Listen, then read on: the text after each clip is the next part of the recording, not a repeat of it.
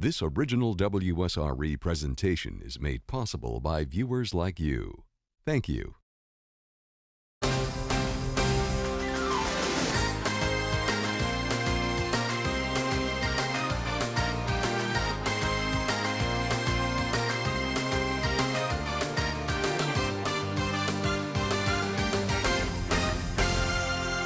Hello, everyone. I'm Rameca Vincent Leary, and welcome to this special Zoom edition of Pensacola State Today. In the midst of the COVID-19 global pandemic, we here at Pensacola State College have been taking proactive measures to keep students, faculty, and staff apprised of the latest developments. Collectively, we are embracing innovative measures to enhance the overall educational experience while addressing specific needs of students. Folks will be covering a lot of information throughout the course of the program. So to get things started, I'm happy to welcome Dr. Ed Meadows, President of Pensacola State College. He's joined by Dr. Kirk Bradley, Dean of Baccalaureate Studies and Academic Support. Plus, we're happy to have Kathy Dutremble, Dean of Student Affairs. Welcome to all of you. Excited to be here? Larry. Good to see you. Good to see you too. Now, Dr. Meadows, let me start with you. When I mention the word proactive, it has a lot of meaning behind it. I know right now that you have a special message for students, faculty, and staff, also specifically helping us transition to online learning. Can you elaborate on that? Well, it's hang in there. I think we have transitioned ever since the beginning of the first week after spring break. But it is has been an interesting success story for most of higher education, where we've taken traditional face-to-face classes and sometimes faculty and students who have never experienced a remote format in instruction and transitioned those traditional face-to-face classes to remote learning. And I'm happy to report that we have a lot more kudos than we do have complaints. That's always great news, Dr. Meadows. And I will tell you this from a personal perspective, reading your updates and also on the homepage of pensacolaState.edu, we have the frequently asked questions section, and that's being updated regularly. So we are extremely grateful for that. Now, Dr. Bradley, let me get to you because we have a special group of faculty. They are called the Zoom crew. Sounds exciting. Can you tell us who they are? Sure. So our Zoom crew began over spring break when we learned about the crisis and that we need to transition to remote learning. The Zoom crew started with a group of 5 very talented faculty who had experience already teaching live online classes. And I can't say enough good things about the Zoom crew. Since that time, the Zoom crew has expanded to our e-learning department, other academic support staff, other faculty members who have really jumped on board and just helped the whole college to transition to remote instruction. And they have done an amazing job. I can't thank our Zoom crew enough. And Dr. Bradley, they certainly have. So e-learning, can you break that down for us just to educate our viewers, for those who may not be familiar with the term? Sure. The simplest way to break down e-learning is learning using technology. So our e-learning department consists of instructional technologists who help faculty and staff to teach using technology. Now, we have some tools in place.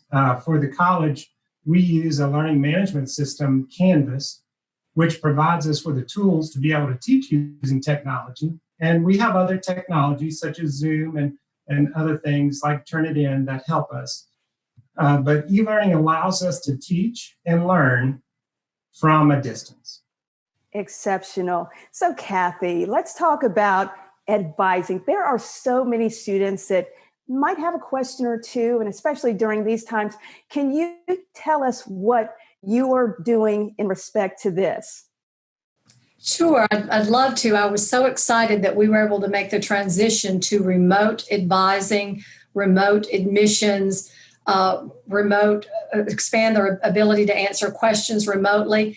The academic advisors, we had already begun using a platform called QLess.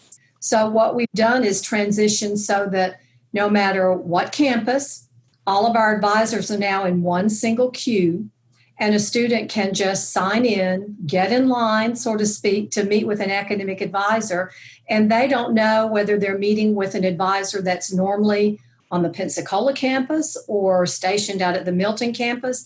They just know that they're having the opportunity to meet with an academic advisor. And because we've consolidated, it's really shortened the wait times for our students in trying to actually be able to speak with someone. So we're really excited that we've been able to sort of test and scale up some of these platforms that we had purchased earlier this year. And Kathy, Veterans Affairs, we have a lot of vets who attend Pensacola State College. Can you tell us about the services available to them during this time? Well, the Veterans Upward Bound, the Veteran Student Support Services, they're also still working closely with their particular populations.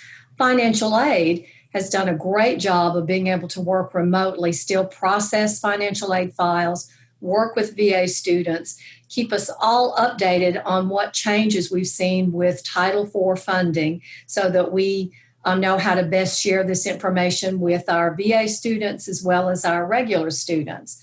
We've even been able to develop some additional programming in a very short amount of time that makes it easier for students with VA or financial aid paperwork to upload that documentation directly into their Spyglass portal. And we were able to make that happen in the span of less than 2 weeks. So out of this pandemic, it's really created a lot of opportunities to move more quickly, and there's a sense of urgency, and we've seen some good things come out of this. Amazing. Dr. Meadows, back to you. I couldn't help but notice PPE. There are so many supplies needed for those in the medical field, and I know that you were involved in an initiative recently, pretty much spearheaded by the college. Would you like to tell us about that? We've got a lot of initiatives going, and particularly in the healthcare area. We're trying to find ways to overcome the need to be face-to-face with so many of our programs. But we had a stockpile that was in reserve of face masks and gowns that we collected. We did a survey of our local healthcare agencies and hospitals to determine what their needs were, and we divided what we had between all of those that indicated a need, and put together a team that collected and those into one single place on campus, and we loaded those up last Friday week and delivered those to hospitals and healthcare agencies across the two-county area. This has been a joint effort in our Northwest Florida community, where we've had, nail salons and other kinds of human services businesses that use sanitary gloves, masks, and different types of clothing to make sure that they provide their clients with the highest sanitation standards required by state certifications. And so we've all worked together to take out of our reserve stock to provide these needed materials to our hospitals while they're awaiting, a catch-up from the manufacturers on getting these materials into the different places where they're so badly needed. We sure do appreciate you sharing that, Dr. Meadows. And we have a moment left. Dr. Bradley, I know that math and computer courses are being taught pretty much all hours of the day and night, and even on the weekends. Would you like to tell us a little bit more about that? Because some people have schedules where maybe they're not able to take classes during the week, and these offerings will definitely be quite helpful. Oh, sure, Rameca. So this summer, we're offering to students some live online classes that will be offered on the weekends or during late night hours to help accommodate students who have other life obligations that may prevent them from taking classes during traditional times. Thank you so much, Dr. Bradley. And Kathy, one last word from you as we close this segment. Well, I just want to say how proud I am of the college. I think we've all worked together. I think initially we were sort of at a big question mark. What do we do and how do we make this happen? And then we just all, under Dr. Meadows' leadership, pulled together, started working to get everybody the ability to work remotely, and most of all, to focus on how do we do this and still meet the needs of our students. And so for the most part, we've had great response from our students that if they're looking for answers to questions, they can call us at 484-2000. If they've got other issues they want to discuss, they're welcome to email us, or they can talk to us via live chat. So I think every department in every way has really risen to the occasion to try to still meet the needs of our students and the community. Many thanks to all of you. And as we head to break, we want to show you how easy it is to access live online classes at Pensacola State College. Take a look. Hi, I'm Micaiah, and I'm a Pensacola State College pirate. I want you to know that taking live online classes is awesome. All you need is reliable internet access and a computer or other device with webcam and microphone. Then it's simple. You just log into Canvas, PSC's learning management system, then select your course, and then open the link to your live class meeting. This happens through Zoom and is very easy. Your instructor will handle all the details. You'll see and hear your teacher and see and hear all the other students in your class. It's just like being on campus, except you can be anywhere you want. You could be at your house, the park, your break room, anywhere at all. Now I'd like to turn it over to my accounting instructor, Ms. Susan Robbins. Hi guys. So I just have to say, I just learned Zoom myself within the last couple weeks, and it is fantastic. What I'm going to do now is share with you a little mini accounting lesson so that you can see kind of how we do this. And you see here, we're talking about the accounting equation, which is assets equals liabilities plus equity. So an asset is basically anything that you own. Your liabilities are things that you owe.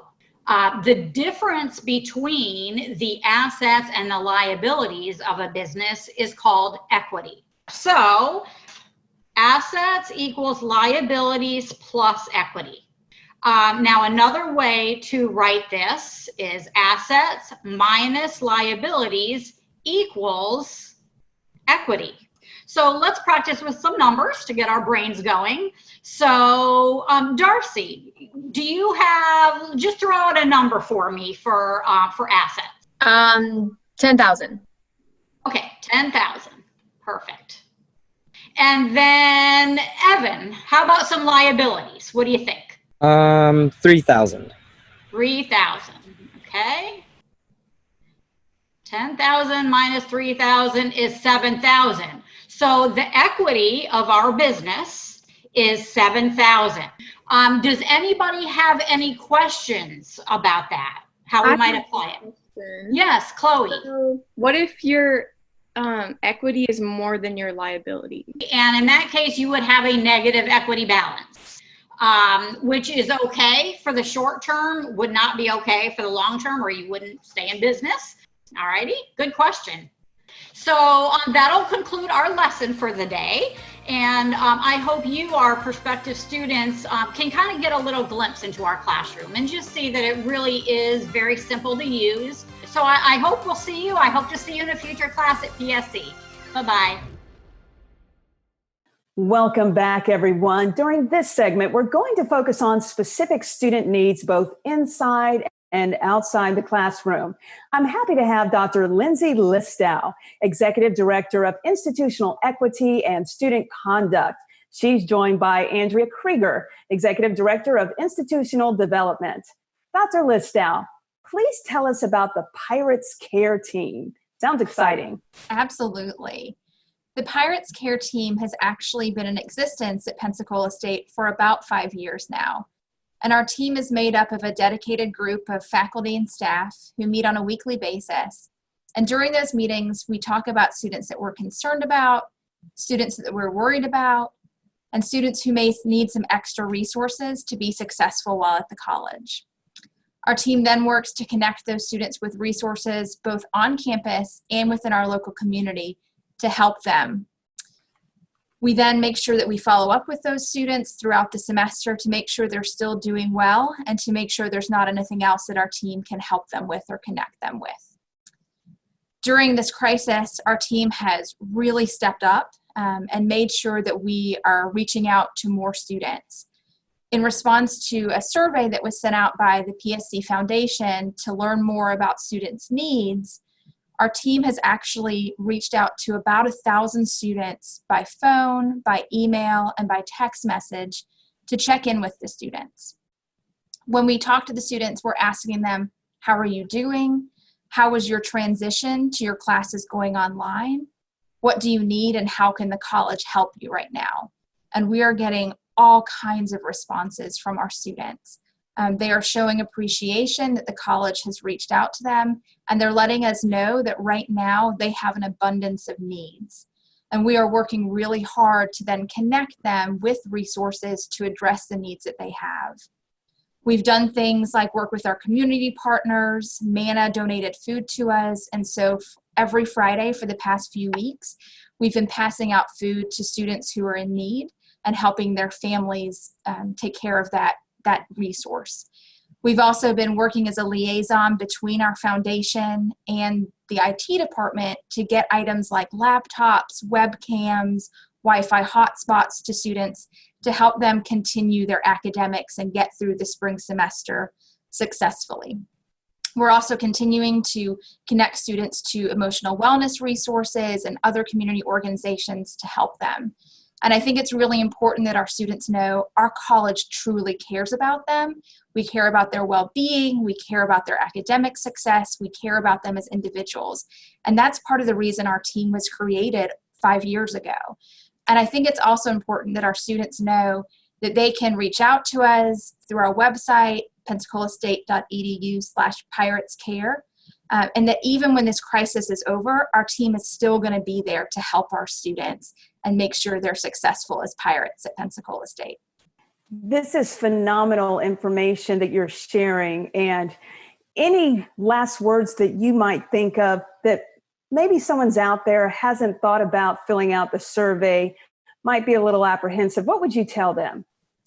We have an amazing team and we are here for our students. We want to help you. We know that you are going through a lot right now, and so ask for anything. Our team will work with you, we will support you, we will get you connected because we want to see you be successful. Dr. Listau, really appreciate that. Now, Andrea, I know it's disheartening to hear stories of students who are struggling to acquire equipment needed for instruction or maintain housing for their families. What is the Pensacola State College Foundation doing to assist in these endeavors? Well, right after we entered into spring break and we knew we were going to have some challenges for students, we sent a survey out to all of the student body to try to gauge what are their needs instead of just having a guess at things. And certainly we knew there were going to be one or two challenges related to technology going to the distance learning. But I think we might not have realized the magnitude of the issue as it had to do with students who were working part-time, or they were one in their family working, and they might have been in a restaurant and so they were laid off, or they might have been in a healthcare setting and they were laid off or had their hours reduced. And so as we started to get the numbers back, it became clear there was a big issue that we needed to help address so that students could continue their path to a brighter future. And what we saw almost immediately was the numbers from the first week to the third week as individuals were filling out the survey were doing nothing but going up, meaning if they had lost their job in that first week, well, they might have been okay the second week, but the third week, there were more added into those lost jobs. So right now, when we look at our numbers, the ones who have responded to the survey, over 50% of them have lost their job, been laid off, or they're afraid they're going to be laid off, or they've had hours reduced. And what that means is if they're in the household, not only are they struggling with adapting to this new format of their education, but they may have 2 children running around their ankles while they're doing it. Or there may have, like some of the stories we've read, there may be 5 children in the household.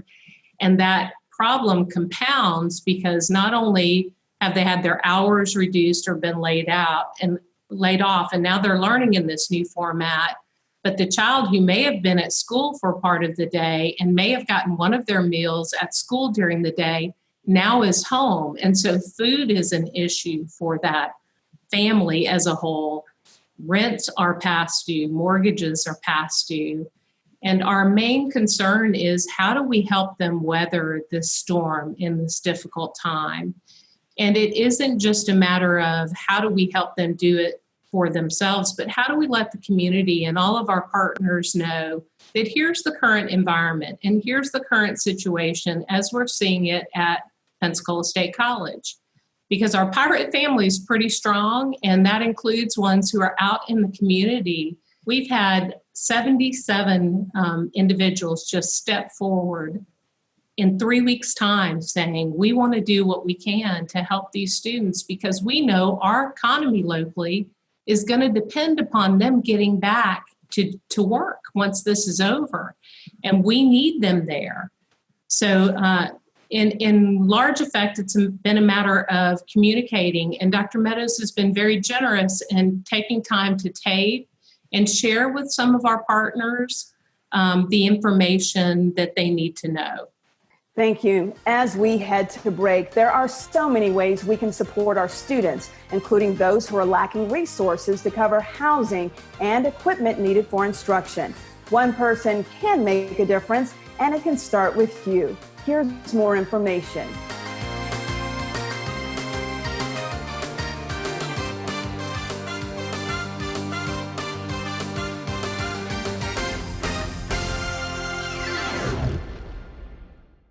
Hello, everyone. There are so many activities PSC students can engage in while taking a break from their studies. The possibilities are endless. To discuss this further, it's a pleasure to welcome MaKenzie Johnson, Coordinator of Student Engagement. She's joined by 2 students, Verona Hutchinson and Tom Ford.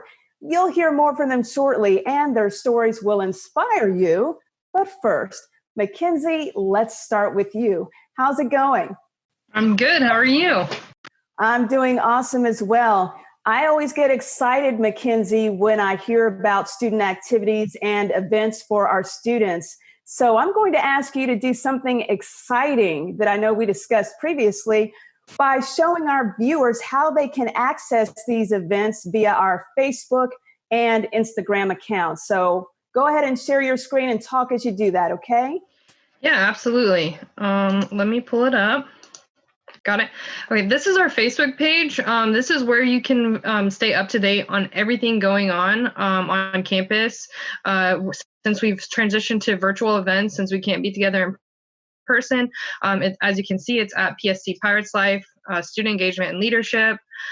We did create a pirate pack, and I'll scroll down. That is our resource pack, and this is what it looks like. It's virtual, online, free stuff for students. Okay, this is our Instagram page. This is another place that students can stay engaged. We post on our story every single day. This is our highlight section where students can revisit old online virtual events. You have our weekly schedules right here so they can see what's coming up every single day. We've done something called a media bracket where we put favorite Netflix or movies against each other. We're doing Disney, we're going to do Nickelodeon. We did create some virtual volunteering, so if students feel the need to volunteer during this time, they want to fulfill their service heart. There is some virtual volunteering information and just some positive vibes. We're really trying to put some positivity out there in this chaotic time, so they can always go revisit that as well.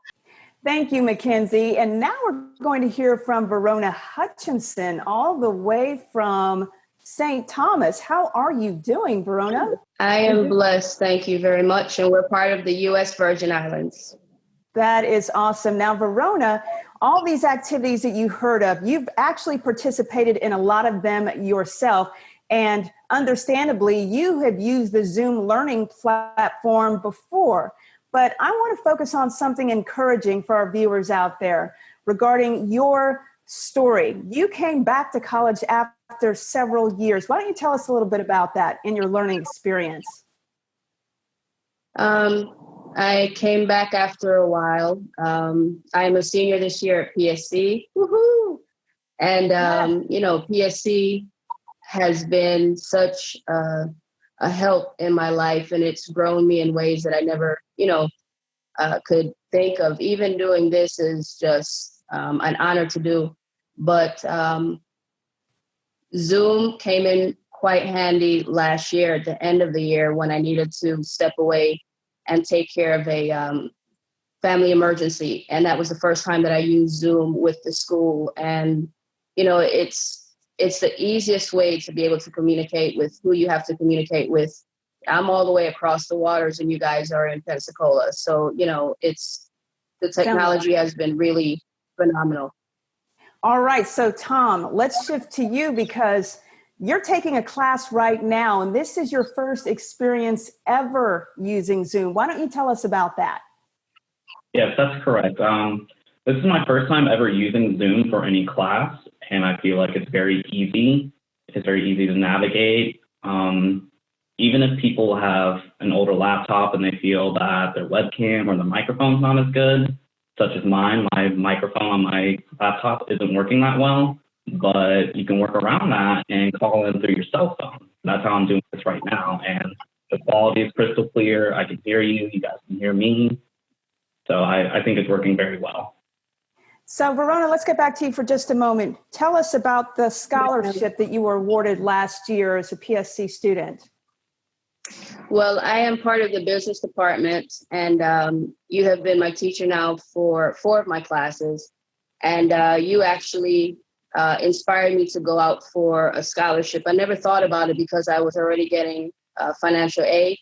And so I went ahead and did so. And I was called back to do an interview, and I was interviewed by 3 different individuals. And one of them was actually Marjan Maza, who our business department is named after.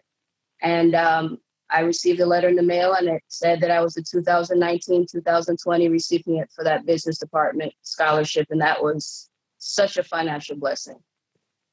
Wonderful. Now, MaKenzie, let's hear some closing words from you, because I've heard things like Instagram bingo, indoor scavenger hunts. I know that a lot more is on the horizon via student activities, right? Absolutely. And the best part is it's all free. Just follow us on social media at PSC Pirates Life and check your student email. Those are the best ways to stay up to date with all things going on campus. We've got a lot of fun things planned. So Tom, what would you tell someone out there who hasn't maybe applied yet, but they're thinking about doing it? I believe even though with working with Zoom, students will be very surprised to see that once they get back in school, they will do very well. It has been a sheer pleasure to have all of you on during this segment. I know I've learned a lot, and our viewers have as well. So as we close the show, I'd like to thank all of our guests for joining us. Stay safe out there, everyone. I'm Rameca Vincent Leary. Thanks for watching, and remember to keep it locked in right here on WSRE, PBS for the Gulf Coast.